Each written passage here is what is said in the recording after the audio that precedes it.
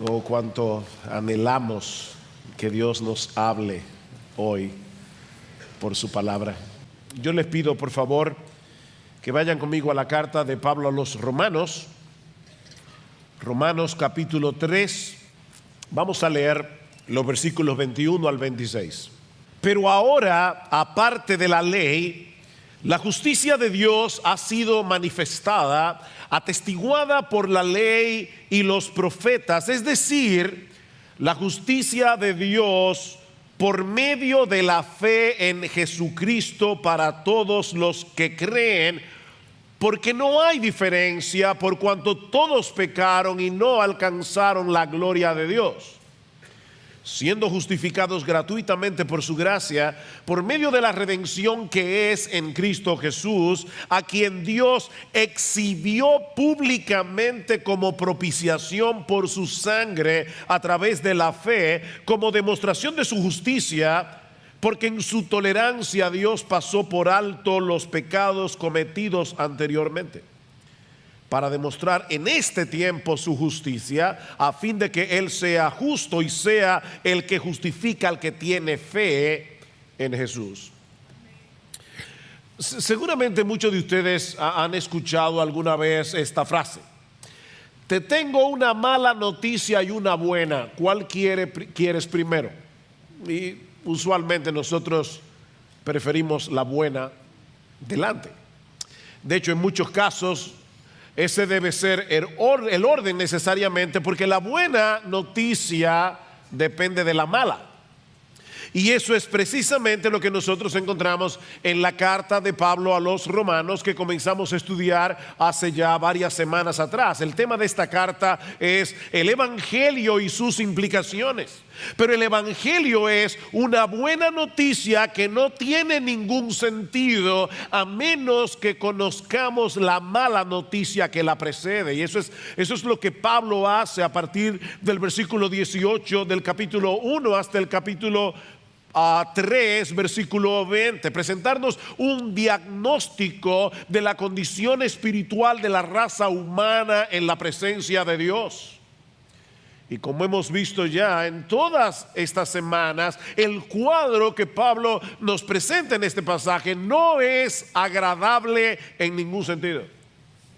Actuando como un fiscal general de la humanidad, Pablo demuestra que toda la raza humana ha sido declarada culpable en el tribunal de Dios. Hasta que llegamos al capítulo 3, en el versículo 9, y Pablo resume su caso diciendo entonces que, capítulo 3, versículo 9, ¿somos nosotros los judíos mejores que ellos, los gentiles? De ninguna manera, porque ya hemos denunciado que tanto judíos como gentiles están todos bajo pecado. Como está escrito, no hay justo ni aún uno, no hay quien entienda, no hay quien busque a Dios. Todos se han desviado, a una se hicieron inútiles, no hay quien haga lo bueno, no hay ni siquiera uno. Es evidente que Pablo está tratando de destruir hasta el más mínimo vestigio de autojusticia que pueda haber en nosotros antes de presentarnos el Evangelio. Porque de lo contrario no vamos a poder entender ni vamos a poder aceptar lo que el Evangelio nos ofrece de pura gracia. Permítame explicar este concepto usando una ilustración del mundo laboral. Cuando tú estás buscando trabajo, seguramente vas a incluir en tu currículum todo aquello que haga pensar a tu empleador que debería darte el empleo. Tú vas a detallar allí tus experiencias previas de trabajo, vas a incluir las habilidades que supuestamente tienes para el puesto. Yo estoy casi seguro que tú no vas a poner allí ninguna cosa que te descalifique. Yo robé en el trabajo anterior, pero no fue mucho. No, nadie pone eso en su currículum. Tú vas a presentar la mejor cara de ti mismo. Bueno, el problema que Pablo nos muestra en esta porción de Romanos que ya concluimos hace unas semanas atrás es que nuestro verdadero currículum, no el que tú tienes en tu imaginación, sino tu verdadero currículum, el que Dios conoce hasta el más mínimo detalle, no es de ninguna ayuda para que Él te acepte en tu presencia. Todo lo contrario. Espiritualmente hablando, estamos en bancarrota, completamente descalificados para estar en la presencia de un Dios que es perfectamente santo y perfectamente justo. Noten lo que dice Pablo en los versículos 19 y 20 del capítulo 3. Ahora bien, sabemos que cuanto dice la ley, lo dice a los que están bajo la ley. ¿Saben para qué? Para que toda boca se calle y todo el mundo sea hecho responsable ante Dios. El hombre argumenta: yo no soy tan malo, yo soy mejor que mi vecino. Hay asesinos que deberían ser condenados, pero no yo. Y Pablo dice: ahí está la ley para callar todo tipo de argumentos. No hay argumentos. Hasta que la boca no se cierra, no puede haber salvación. Y sigue diciendo en el versículo 20: porque por las obras de la ley, haciendo lo que dice la ley, ningún ser humano será justificado, ningún ser humano será declarado justo en el tribunal de Dios, porque por medio de la ley viene el conocimiento del pecado. La función de la ley es ayudarnos a ver nuestra propia pecaminosidad y dejarnos sin argumentos frente a la justicia de Dios. La ley destruye ese currículum imaginario que tú te has hecho en tu cabeza. Pero entonces llegamos al versículo 21 del capítulo 3. Y el panorama cambia radicalmente. Es como estar metido en un túnel largo y oscuro y ver de repente la luz más brillante, más extraordinaria que alguna vez tú hayas podido ver. Versículo 21. Pero ahora, esos benditos pero de la Biblia. Para que toda boca se calle, todos estamos bajo pecado, somos culpables, pero ahora, y ese pero lo cambia todo. Lo que Pablo va a decir en los versículos 21 al 26 es la noticia más extraordinaria, es la noticia más asombrosa que alguna vez haya sido proclamado por boca humana. Miren, mis hermanos, estábamos orando hace un momento y no era una oración cliché. No es que nosotros tenemos que orar antes de predicar. Es que nosotros de verdad queremos que Dios haga eso. Yo sé que tú conoces el Evangelio, yo sé que lo has oído un montón de veces. Yo quiero en el Señor que tú oigas el Evangelio como si nunca antes te hubieras enterado de tal cosa. Porque, mis hermanos, de verdad lo que Pablo va a decir a partir del versículo 21 es como para saltar de nuestra silla. Lutero, refiriéndose a este pasaje, Romanos 3, 21 al 26, él decía que este es el mismísimo corazón de la carta a los romanos y de toda la Biblia. ¿Tú oíste eso? El pasaje que vamos a estudiar en la mañana de hoy es el corazón, Lutero dice el mismísimo corazón de la carta de Pablo a los romanos. Y mis hermanos, amigos que están de visita en esta mañana en nuestra iglesia, este es el corazón de la Biblia. Así de importante es este pasaje, porque Pablo va a resolver en estos 6 versículos el gran dilema de la salvación. Y aquí está el dilema. ¿Cómo puede un Dios perfectamente justo aceptar en su presencia a pecadores injustos manteniendo intacta su justicia? Ese es el dilema. ¿Cuál es la responsabilidad de los jueces? Los verdaderos jueces. ¿Cuál es la responsabilidad? Condenar a los culpables y absolver a los inocentes. ¿No es así? Qué bendición ser. Bueno, nosotros vivimos, ¿verdad?, en un país donde eso no siempre es así. Qué bendición sería vivir en un país así, que solamente a los culpables los condenaran, y de verdad los condenaran, y a los inocentes los absolvieran. La pregunta es, ¿cómo es posible que el único juez que es absolutamente justo en todo el universo nos declare inocentes en su tribunal, si al mismo tiempo ya Pablo ha demostrado que todos somos culpables? ¿Cómo Dios hace eso? Bueno, aquí está la respuesta, y Pablo ahora obviamente la va a ampliar. No es que el mensaje se acabó, yo no he entrado en el texto todavía, pero esta es la respuesta. Déjame resumírtela antes de empezar. La única manera en que Dios podía salvarnos, aceptarnos en su presencia, es que Él mismo nos provea la justicia que su justicia demanda. Si es redundante, yo lo sé. Perdónenme aquí los gramáticos, pero voy a repetirlo otra vez. La única manera es que Él nos provea la justicia que su justicia demanda. Porque para estar en la presencia de Dios hay que ser tan justos como Él. Ese es el problema. Él es perfecto en santidad. Él es perfecto en justicia.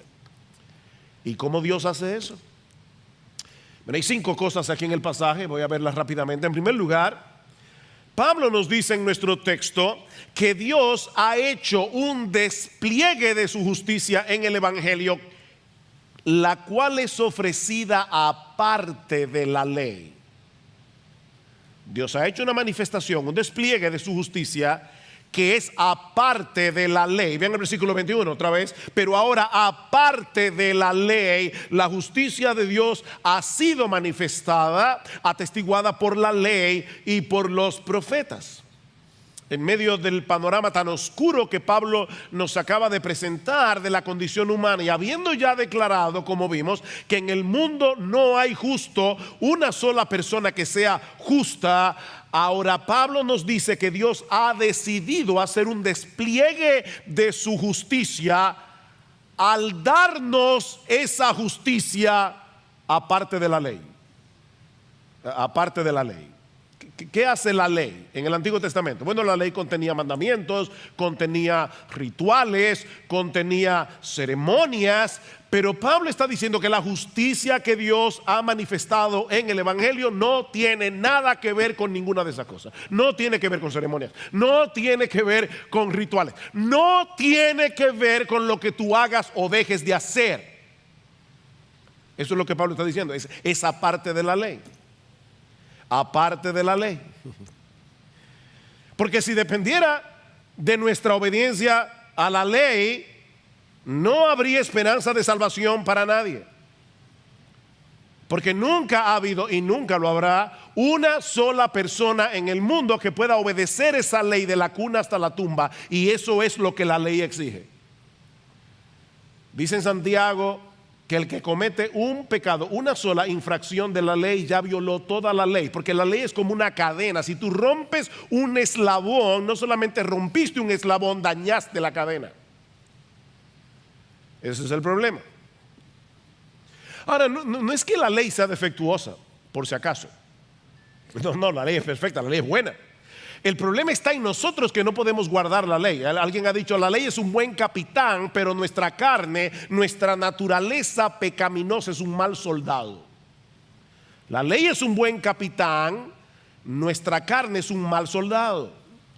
Es por eso que desde el principio de la redención Dios había establecido claramente que la salvación jamás podría ser obtenida por el esfuerzo humano. Iba a ser aparte de la ley.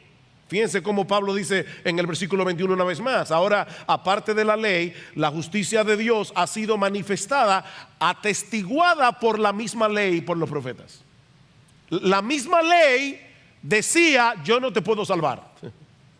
La misma ley y los profetas del Antiguo Testamento de antemano decían: no procures salvarte guardando la ley, no vas a poder. Necesitas la justicia que viene de Dios. Así que no hay una forma de salvación en el Antiguo Testamento y una forma de salvación en el Nuevo Testamento. Es el mismo Dios y es el mismo Evangelio. El mismo Dios y el mismo Evangelio. Vean cómo Pablo comienza su carta a los romanos. Romanos capítulo 1, versículo 1. Pablo, siervo de Cristo Jesús, llamado a ser apóstol, apartado para el evangelio de Dios, que él ya había prometido por medio de sus profetas en las santas escrituras. ¿De qué hablaba el Antiguo Testamento? Del evangelio que se iba a manifestar plenamente en el Nuevo. No son dos formas de salvación, es una sola. Cualquier persona que hubiera leído con atención y con entendimiento el Antiguo Testamento se habría dado cuenta que Dios estaba prometiendo proveer una justicia que no podemos alcanzar por nuestros méritos. Y más adelante vamos a llegar al capítulo 4 de Romanos y vamos a ver el ejemplo de Abraham. ¿Y qué dice Pablo? ¿Cómo fue justificado Abraham? ¿Cómo fue declarado justo Abraham? ¿Fue por su fe? ¿Fue por sus obras? No, dice Pablo, fue por la fe. Abraham creyó y su fe le fue contada por justicia. Un ejemplo sorprendente de cómo el Antiguo Testamento mostraba esto está en el Salmo 31, versículo 1. Este salmo dice, escuchen estas palabras que parecen contradictorias: en ti, oh Señor, me refugio. Hasta aquí todo va bien. Jamás sea yo avergonzado. Ay, así, amén, Señor. Líbrame en tu justicia. No, espérate. Yo podría entender: líbrame en tu misericordia. Porque la justicia de Dios debería condenarnos, no salvarnos. Pero lo que el salmista le está pidiendo a Dios es que lo libre, que lo salve en su justicia. Él se está refugiando en ese Dios perfectamente justo, porque él sabe, el salmista sabía que de alguna manera Dios lo iba a librar en su justicia, que su justicia sería el instrumento que Dios iba a usar, no para condenarlo, sino para salvarlo. Claro, David no sabía lo que tú y yo sabemos ahora, cómo fue que Dios hizo eso, pero él sabía que de alguna manera Dios en su justicia lo iba a salvar. Ahora, ¿cómo puede ser eso posible? Bueno, Pablo lo explica en el versículo 22 y eso nos lleva a nuestro segundo encabezado. Ya dijimos que esta justicia es aparte de la ley. Ahora Pablo da un paso más adelante y nos dice que esta justicia que Dios le provee al pecador se obtiene por medio de la fe en Jesucristo. Por medio de la fe en Jesucristo. Es decir, versículo 22, ahí está la explicación. La justicia de Dios, no la tuya ni la mía, porque esa no vale nada. La justicia de Dios por medio de la fe en Jesucristo para todos los que creen.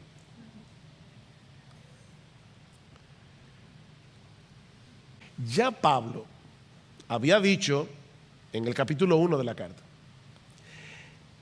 que en el Evangelio se revela la justicia de Dios por fe y para fe. Y la idea es, de principio a fin es por fe. Pablo cita allí a Habacuc capítulo 2 versículo 4 en el Antiguo Testamento y dice: el justo por la fe vivirá. Así que de principio a fin la salvación es por la fe. Pero ahora Pablo nos dice más específicamente que esa fe tiene un objeto muy particular. tiene que estar depositada en Jesucristo y en nadie más. Mucha gente está convencida de que la fe es importante. ¿Han oído esto? La fe mueve montañas. Bueno, yo lamento decirte que la fe no mueve nada. La fe en sí misma no tiene poder de hacer absolutamente nada. Dios mueve montañas. Él puede mover montañas, pero no la fe. No la fe. Mira, déjame ponértelo de otra manera.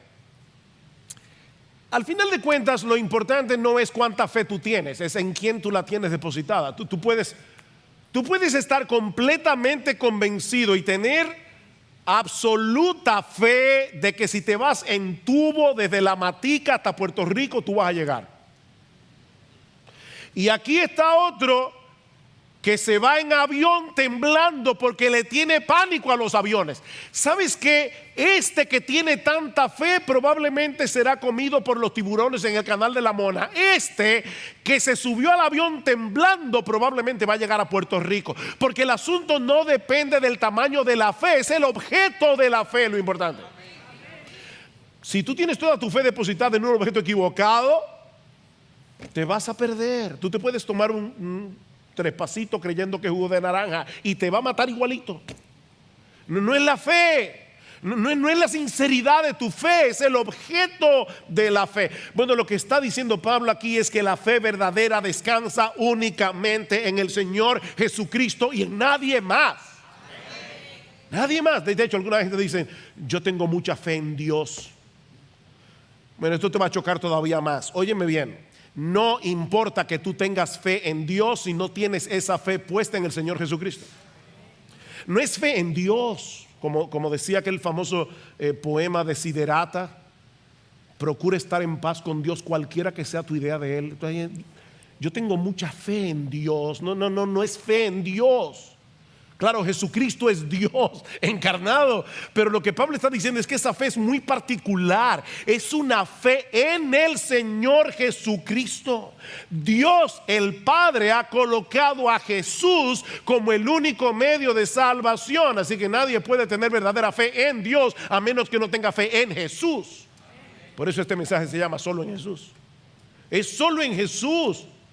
La fe verdadera consiste en transferirle a Jesús toda la confianza que tú tienes puesta en otra cosa, en tu decencia, en tu moral, en tu religión, en tu iglesia, cualquier cosa. Es transferirle esa confianza únicamente a Jesús. Recuerda que Dios solo puede aceptar una justicia que sea igual a la suya para poder aceptarnos en su presencia, y esa justicia se encuentra únicamente en el Dios encarnado, nuestro Señor Jesucristo. Él es perfecto en justicia porque siempre obedeció toda la ley en toda su extensión. En otras palabras, nuestro precioso Señor, en cada microsegundo de su existencia, Él amó a Dios el Padre con todo su corazón, con toda su alma, con toda su mente, con todas sus fuerzas, y al prójimo como a sí mismo. Cada microsegundo de su existencia, ni tú ni yo podemos hacer eso.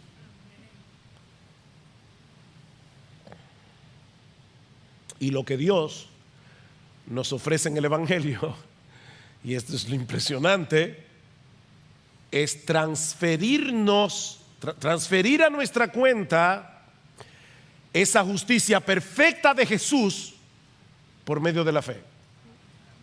2 Corintios 5:21, el que no conoció pecado, por nosotros Dios lo hizo a él pecado, para que nosotros fuésemos hechos, escuchen esta frase, justicia de Dios en él. Justicia de Dios en él. ¿Han oído esta frase? Dios nos ama tal cual somos. ¿La han oído, verdad? Falso. Absolutamente. Hoy yo vine a destruir frases. Falso.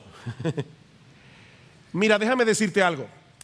Hay una persona en todo el universo a la que Dios ama tal cual es, y es Jesucristo. No. Dios no nos ama tal cual somos. Dios nos ama a pesar de lo que somos. Es muy diferente. Dios nos ama a pesar de lo que somos, y por causa de su amor envió a su Hijo para que dejemos de ser lo que somos. Así que no vuelvas a decir que Dios nos ama tal cual somos. No. Solo a Jesús Dios ama tal cual es. A nosotros nos ama a pesar de lo que somos. Y es muy diferente. Es muy diferente. Este es mi Hijo amado. ¿Recuerdan? Este es mi Hijo amado en quien tengo mi complacencia. El único Hijo en el que Dios se complace es Jesucristo. Porque Él es perfecto en justicia, Él es perfecto en santidad. Y lo que Dios hace es que nos une a Cristo por la fe. Nos une a Cristo por la fe. De tal manera que ahora Dios nos ve en su Hijo. Dios nos ve en su Hijo, en quien Él tiene toda su complacencia. Así que, mi amigo, la salvación es únicamente por medio de la fe en Jesús. Únicamente. No es la fe en general, no es la fe ni siquiera en Dios. Es la fe en Jesús. ¿Quién es Dios? Pero es la fe en Jesús. Ahora, luego Pablo añade una frase que de primera impresión parece redundante. Dice, para todos los que creen. Ya no dijo que era por la fe. Entonces, ¿para qué añadió esa frase? Para todos los que creen, dice en el versículo 22. Bueno, eso nos lleva a nuestro tercer encabezado. Ya dijimos que esta justicia es aparte de la ley. Ya dijimos que esta justicia solo se obtiene por medio de la fe en Jesucristo. Y ahora Pablo va a decir que esta justicia está disponible para todo el mundo, porque todo el mundo la necesita.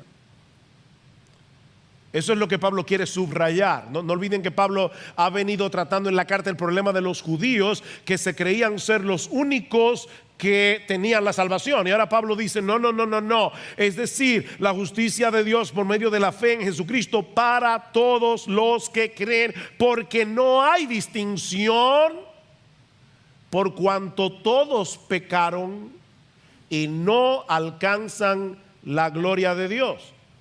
La razón por la que Pablo añade esta frase aquí es para hacernos ver que esa justicia que Dios nos ofrece en el Evangelio no es únicamente para los judíos, el pueblo escogido por Dios en el Antiguo Testamento. No es para las personas decentes y religiosas. No es para aquellos que están haciendo un esfuerzo para llegar a ser una mejor persona. No, es para todos los que creen.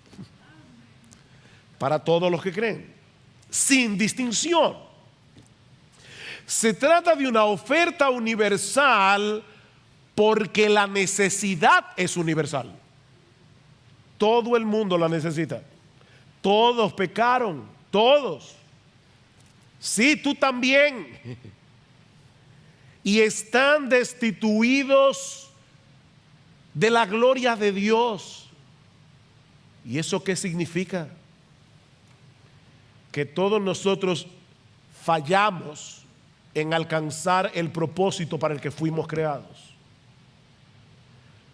Nosotros fuimos creados originalmente para reflejar la imagen de Dios y de ese modo darle gloria a Dios. Nosotros fuimos creados a imagen y semejanza de Dios para darle gloria a Dios. Pero el pecado desfiguró esa imagen. Y no solo eso, nos convirtió en ladrones de gloria. Nosotros somos ladrones de gloria. En vez de buscar que Dios sea reconocido, que Dios sea exaltado, no, nosotros queremos esa gloria para nosotros mismos. Nosotros queremos que esa gloria sea nuestra. Esa es la acusación de Pablo en Romanos capítulo 1, versículo 20, ¿recuerdan? Pablo dice que aunque los hombres conocen a Dios por medio de lo creado, es evidente que hay un Dios por medio de lo creado. No es evidente para todos los que están aquí que este edificio tiene un diseñador, un arquitecto, ¿Y por qué tú miras el universo y piensas que vino de la nada? No hay excusa para el hombre, dice Pablo, porque la evidencia de la existencia de Dios está allí, delante de todos.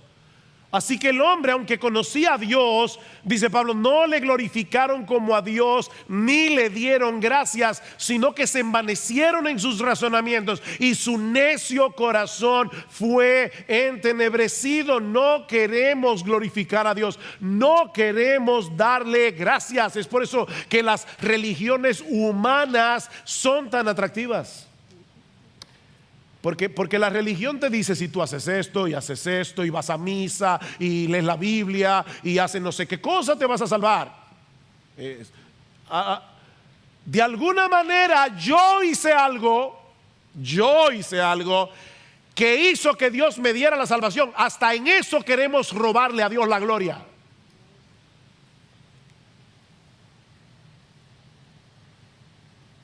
Esa es la gran tragedia de la raza humana. Hemos perdido de vista la razón de nuestra existencia: glorificar a Dios y gozar de Él por siempre. Para eso fuimos creados. Así que, mi amigo, no pienses ni por un momento que tú no necesitas la salvación que el Evangelio ofrece. No hay diferencia, dice Pablo. Alguien lo dijo en una forma más dramática de lo que yo puedo decirlo. Escucha esto: la prostituta, el mentiroso, el asesino están privados de esa gloria, y tú también.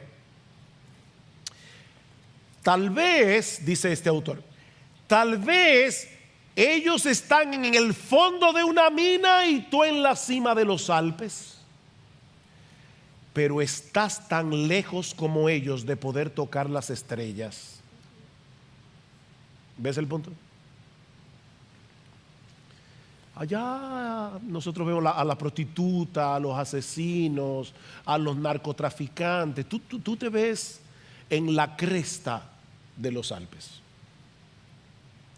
Sí, si te comparas con la prostituta, parece que estás alto. Pero si te comparas con las estrellas, estás en el mismo punto. Mi amigo, cuando la tabla de comparación es la gloria de Dios, tu currículum no solo deja de ser impresionante, sino que se vuelve en contra tuya. No hay un solo ser humano en el planeta que no necesite de esa justicia que Dios provee en el Evangelio. Pero por eso mismo Dios la ha puesto a disposición de todos. De todos. Ricos, pobres, blancos, negros, educados, analfabetos, decentes, indecentes, moralistas, inmorales. Es para todos los que creen, porque no hay distinción.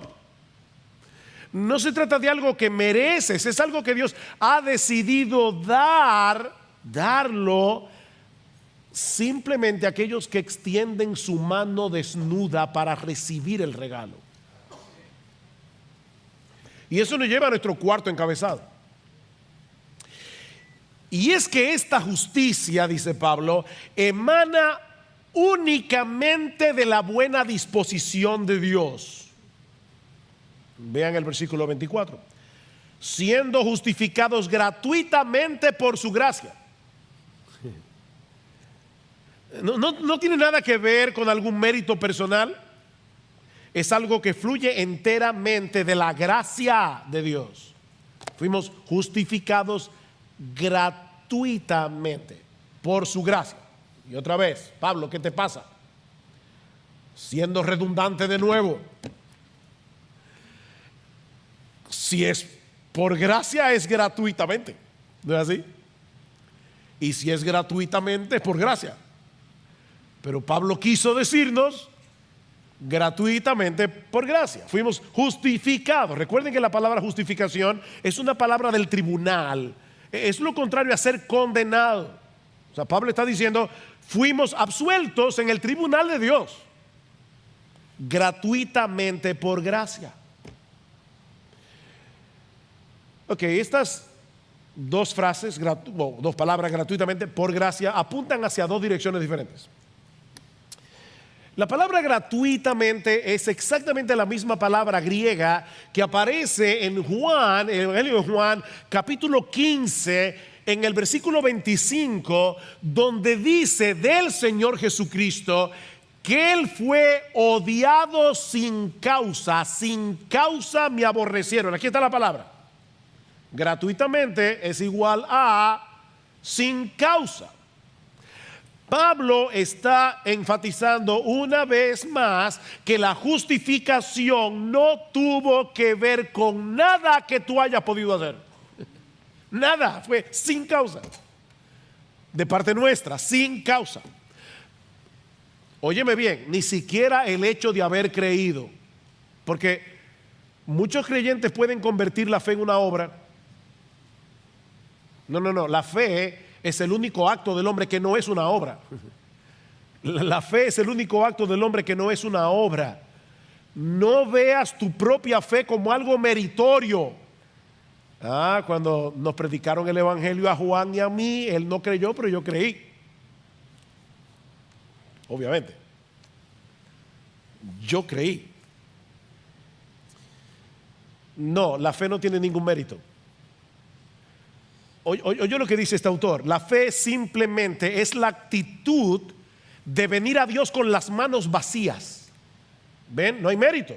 Es decir, sí, Señor, lo admito, soy culpable, merezco el infierno, no tengo manera de ser aceptado delante de ti. Por eso estoy aquí desnudo, Señor, con mis manos abiertas, aceptando humildemente lo que tú me quieras dar. ¿Ven? Sigue diciendo este autor, cuando un niño le pide a su madre algo que necesita y confía en que ella se lo dará, su petición no tiene mérito alguno, es solo la manera en la que el niño recibe la generosidad de su madre. Y eso es crucial, dice este autor, porque si llegas a pensar que tu creencia es la causa de tu salvación, dejarás de mirar a Cristo y comenzarás a mirar tu fe. ¿Ven? Y eso sí es un problema. Cuando dejes de mirar a Cristo y comiences a mirar tu fe, tú vas a fluctuar entre el orgullo y la inseguridad. Porque saben que nuestra fe es fluctuante, ¿no es así? O tú vives todo el tiempo con tu fe aquí arriba. Tú nunca dudas, tú nunca dices, Señor, ¿qué es lo que está pasando? O sea, tu fe es todo el tiempo como un roble. Levanta tu mano si tu fe es así. Siempre en victoria. Levanta tu mano. No es verdad. No es verdad. Así que si tú dejas de mirar a Jesús y te enfocas introspectivamente en tu fe, tú vas a tener problemas. Porque cuando tú tengas una fe bien fuerte, te vas a sentir orgulloso y vas a ver ese hermano pobre en la iglesia que te dice, yo necesito consejo, estoy afligido, estoy abatido, y tú no tienes la fe que yo tengo, y te vas a sentir orgulloso. Pero en los momentos en que tú estés casi en el borde del infierno, te vas a sentir inseguro. Oh, gloria al Señor, la fe depende de Jesús. La fe depende de Él. Y solo de Él, nunca lo olvides. Fue sin causa, fue por medio de la fe, pero fue sin causa, no es un mérito. Y lo que movió a Dios a darnos ese regalo fue su gracia. Ven, gratuitamente por gracia. Gratuitamente por gracia. Solo su gracia. Y su gracia, por favor, no miren la gracia de Dios como algo que es aparte de Dios. Hay personas que tienen ese concepto como que Dios da su gracia, como si fuera algo aparte de Él. No. La gracia es una característica de Dios. Es la buena disposición que tiene Dios a darle a pecadores no lo que merecen, sino lo contrario a lo que merecen. Eso es gracia. Wow, hermanos, en serio, no es para saltar de la silla. ¿O es que yo no me estoy dando a entender? Puede ser. Nosotros somos tan débiles explicando las cosas. Para explicar un pasaje como este, Uno necesita demasiada capacidad y no la tenemos. Entonces hay que pedirle a Dios que en su Espíritu Santo vaya más allá de nuestras débiles palabras y te haga entender lo que pasó en la cruz. Es que fue increíble. Es creíble, es asombroso. Amén. Es gratuitamente, recuerda, sin causa. Gratuitamente es igual a sin causa. Es gratuitamente por gracia. Ahora, Pablo no ha resuelto el dilema todavía. No. Recuerden el dilema que planteamos al principio. ¿Cómo es posible que Dios haga eso? ¿Cómo es posible, como va a decir Pablo en el capítulo 4, que Dios justifica al impío? Va a decir, Dios justifica al impío. ¿Cómo es posible que el juez absolutamente justo del universo declare inocente a pecadores culpables y después los adopte como hijos? El dilema no ha sido resuelto. Y eso me lleva a mi último encabezado. Esta justicia depende enteramente de la obra redentora de Cristo en la cruz del Calvario. Dios no tuvo que rebajar su ley. Dios no tuvo que suavizar las demandas de su ley para poder perdonar nuestros pecados. ¿Saben qué fue lo que él hizo? Castigó nuestros pecados como merecía castigarlos, en la persona de Jesús. Versículo 24. Siendo justificados gratuitamente por su gracia, por medio de la redención que es en Cristo Jesús, a quien Dios exhibió públicamente como propiciación por su sangre a través de la fe, como demostración de su justicia, porque en su tolerancia o paciencia, como dice la Reina Valera, Dios pasó por alto los pecados cometidos anteriormente. Wow. Yo necesito 10 sermones para explicar esto.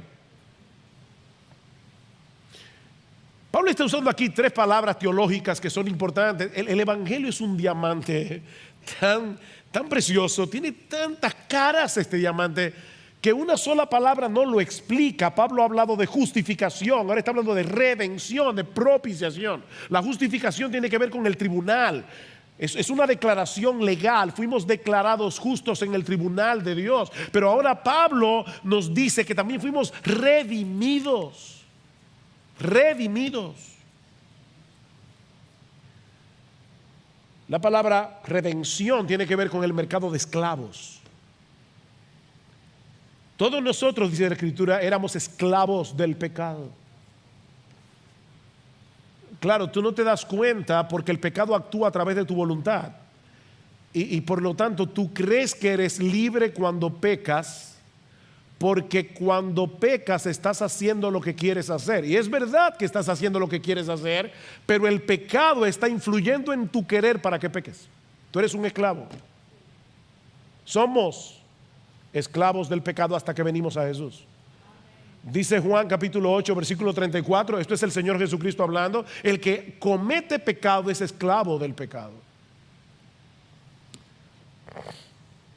Y Pablo va a decir lo mismo más adelante en Romanos capítulo 6, en el versículo 17 dice: pero gracias a Dios que aunque erais esclavos del pecado, vinisteis a ser siervos de la justicia. Dice: aunque erais esclavos del pecado, os hicisteis obedientes de corazón a aquella forma de enseñanza a la que fuisteis entregados, y habiendo sido libertados del pecado, entonces os habéis hecho siervos de la justicia. Éramos esclavos del pecado. Cristo nos libertó de esa esclavitud.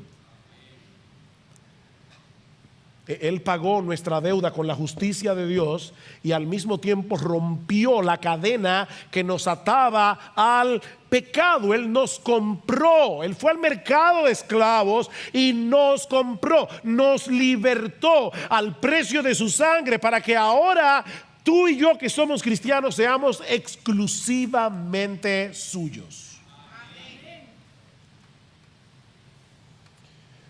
¿O ignoráis? Dice Pablo en 1 Corintios 6, 19. ¿O ignoráis que vuestro cuerpo es templo del Espíritu Santo, el cual está en vosotros, el cual tenéis de Dios, y que no sois vuestros? No sois vuestros, porque habéis sido comprados por precio. Glorificad pues a Dios en vuestro cuerpo y en vuestro espíritu, los cuales son de Dios. Él te compró a precio de su sangre. El otro término que Pablo usa es propiciación.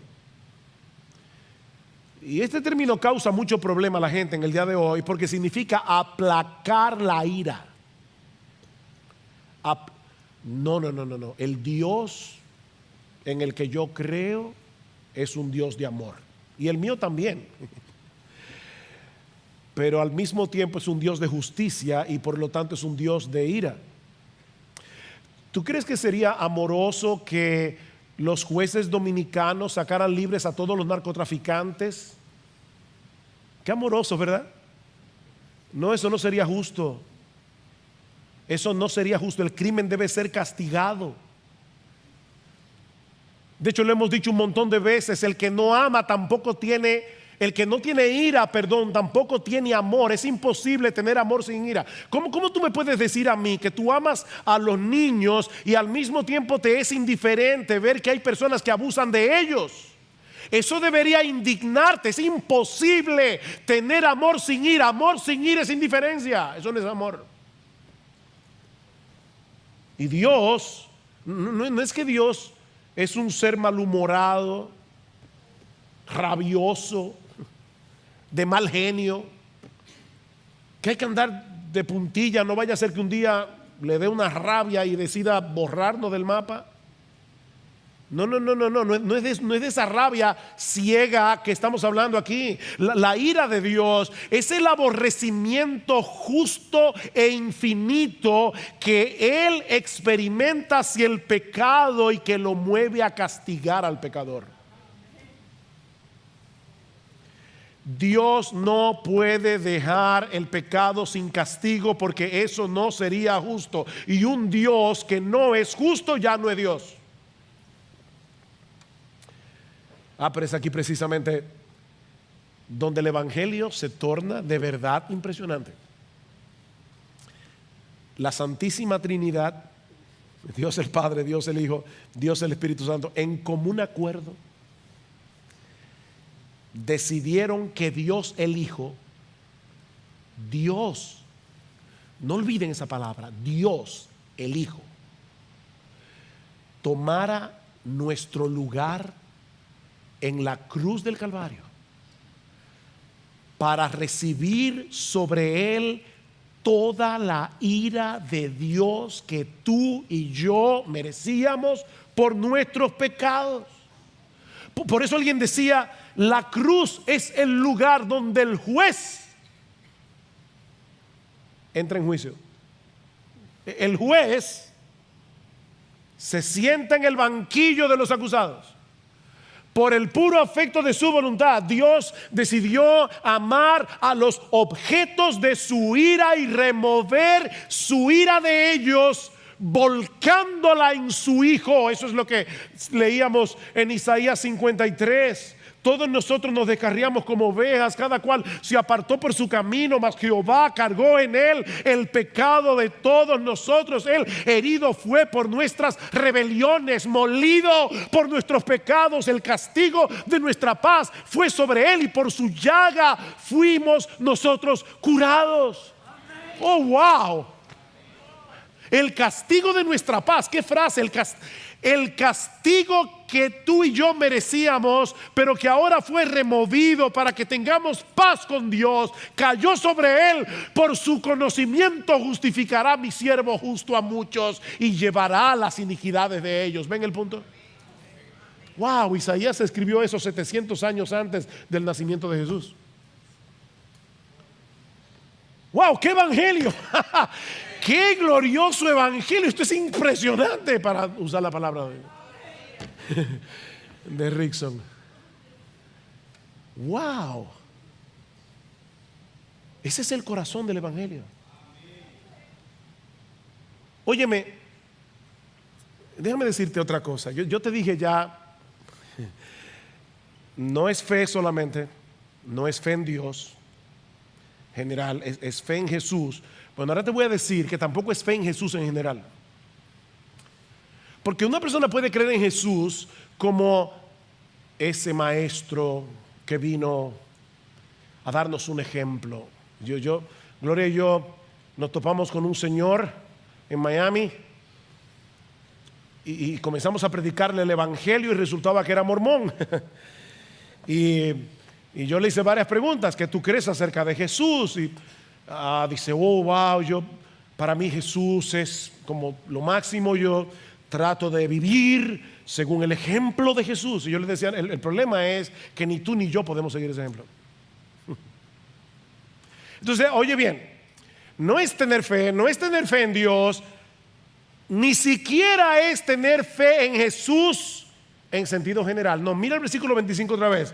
A quien Dios exhibió públicamente como propiciación por su sangre a través de la fe. En otras palabras, es creer en ese Jesús que sustituyó al pecador en la cruz del Calvario. Esa es la fe. Es creer en Jesús como el Cordero que fue inmolado por nuestros pecados. Todos los sacrificios del Antiguo Testamento no eran más que una representación de ese sacrificio que el Señor Jesucristo iba a llevar a cabo en la cruz. Por eso es que Pablo dice al final del versículo 25 que Dios en su tolerancia pasó por alto los pecados cometidos anteriormente. ¿De qué está hablando Pablo aquí? Pablo lo que está diciendo es que la salvación de Abraham, de Moisés, de David, de José, de Daniel, de todos los creyentes del Antiguo Testamento fue porque Dios en su paciencia esperó el sacrificio de su Hijo para borrar sus pecados.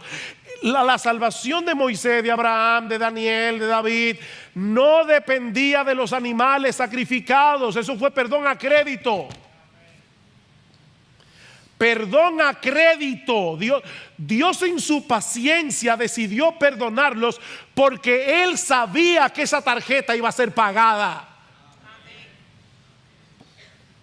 No fueron los animales, dicen Hebreos. No. Los animales no pueden borrar pecados. Fue la sangre de Jesucristo. Y Dios en su paciencia esperó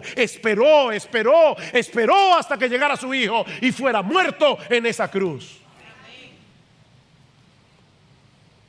Y dice Pablo, y de esa manera Él hizo una sorprendente exhibición de su justicia. ¿Se dieron cuenta la veces que Pablo dice eso?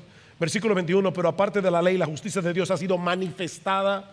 Versículo 25, a quien Dios exhibió públicamente como propiciación por su sangre a través de la fe, como demostración de su justicia. Versículo 26, para demostrar en este tiempo su justicia. Pablo está diciendo, ¿tú quieres saber qué tan justo es Dios? Mira la cruz. Ahí está la demostración. Ahí están los fuegos artificiales de la justicia de Dios. El dilema resuelto. El dilema ya fue resuelto. El juez del universo no tuvo que poner de lado su justicia, no tuvo que diluir las demandas de su ley para perdonar a pecadores culpables. No, todos esos pecados fueron castigados en la persona de Jesús para que Él sea el justo. Dios sigue siendo justo y el que justifica al que tiene fe en Jesús.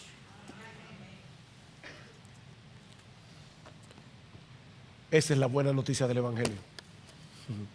Que de tal manera amó Dios al mundo que ha dado a su Hijo unigénito para que todo aquel que en Él cree no se pierda, mas tenga vida eterna. Ahora, mis hermanos, y ya estoy concluyendo, recuerden que la carta a los Romanos no es un tratado evangelístico escrito para evangelizar a los inconversos de Roma.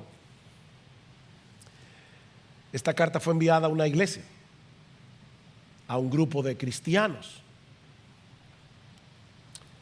¿Saben por qué?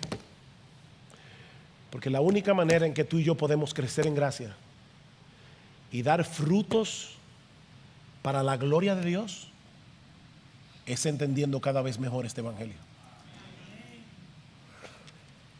A donde Pablo va a llegar es a Romanos 12.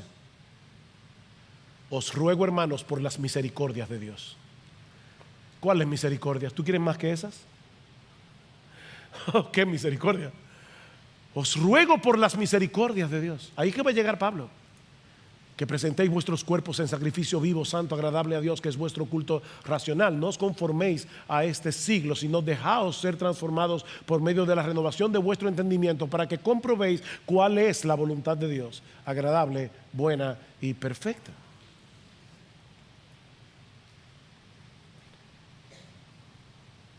Si la salvación es un regalo de Dios, aparte de cualquier obra humana, mi hermano, tú y yo no tenemos nada de qué gloriarnos. Si hay algo que debería distinguir a un cristiano es su humildad. No tenemos nada de qué gloriarnos. Dicho, ahí va a llegar Pablo, versículo 28, porque concluimos, dice, versículo 27, ¿dónde está pues la jactancia? ¿Queda excluida? ¿Por cuál fe? ¿Por cuál ley? ¿Por la de las obras? No, sino por la ley de la fe. ¿Dónde está la jactancia? Miembro de IBCJ, ¿tú crees que tú eres mejor que los que están afuera porque tú estás aquí adentro? ¿Dónde está la jactancia? ¿O no? No tenemos nada de qué jactarnos, pero sí tenemos todas las razones del mundo para vivir en gratitud y para vivir en adoración. Aquel que murió por nosotros en esa cruz, aquel que nos salvó gratuitamente por gracia. La salvación es del Señor, de principio a fin, y por lo tanto solo Él merece toda la gloria. No solo por el hecho de haber sido salvados, no, Él merece toda la gloria por cada paso que damos hacia adelante en el camino de la santidad. Él merece toda la gloria por cada fruto que nosotros damos para la expansión de su reino. Bueno, ya Marcos predicó de eso la semana pasada. Soli Deo Gloria. Soli Deo Gloria. Mas por Él estáis vosotros en Cristo Jesús, el cual nos ha sido hecho por Dios sabiduría, justificación y redención, para que, como está escrito, el que se gloríe en el Señor. Oh, mi amado hermano, no deberíamos nosotros vivir con el corazón encendido, con fuego del altar, en admiración por Jesucristo. O si tu corazón está frío en esta mañana, pídele a Dios que te lo encienda. Oh Señor, usa este evangelio, Señor, para que yo solo viva para ti. Pero si tú estás aquí sin Cristo en esta mañana, yo te ruego, no abandones este lugar sin arreglar tus cuentas con Dios. No lo hagas aferrándote por la fe a ese bendito Salvador que murió por nuestros pecados. Porque si la salvación es un regalo de Dios, aparte de cualquier obra humana, entonces tú puedes ser salvado ahora. En este mismo instante. No tienes que tratar de mejorar tu currículum. No lo hagas. No trates de mejorar tu currículum a ver si Dios te acepta finalmente en su presencia. Oh no, ven a Cristo, mi amigo, y ven ahora ven a Cristo. Pídele que tenga misericordia de ti. Pídele que transforme tu corazón de piedra en un corazón de carne. Pídele que te abra los ojos para que veas tu pecado, pero para que lo veas a Él como un bendito, glorioso, exaltado Salvador. Oh, la razón, mi amigo, por la que Él tuvo que venir a salvarnos es porque nadie puede salvarse a sí mismo. Solo Cristo salva, y Él salva por medio de la fe. Recuerda, tú necesitas justificación, redención, santificación, y no puedes hacer ninguna de esas cosas. propiciación.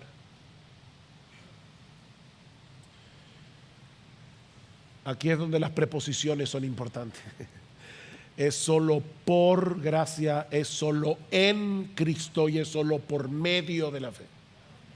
Por gracia en Cristo, por medio de la fe.